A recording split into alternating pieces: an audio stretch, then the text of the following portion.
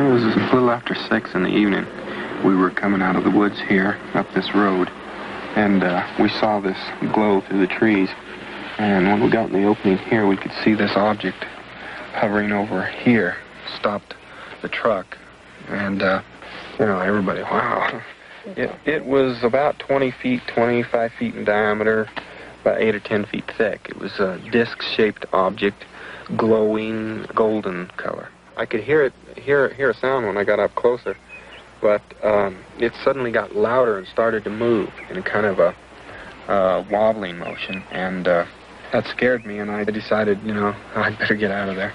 And so I raised up to go, and I just felt a numbing shock, a kind of and blacked out. My coworkers, the guys in the truck, said they saw a beam come out of this craft and hit me in the head and the chest and knocked me backward.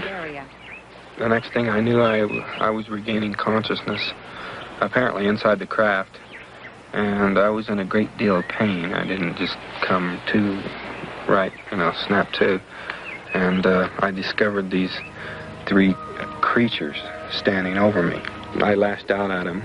I was backing away from them. They came towards me, and I was really hysterical, and I screamed at them to get away from me, and they just stopped at one point there and just turned around and left the room, just all at once.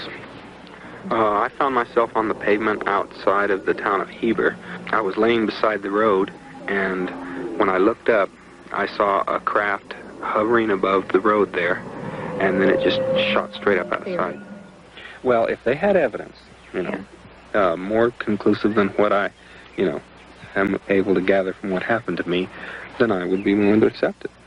It's just that I accept the beings in a craft explanation because it just works better, it fits better. It's so much, it's obvious that that's what it was to me.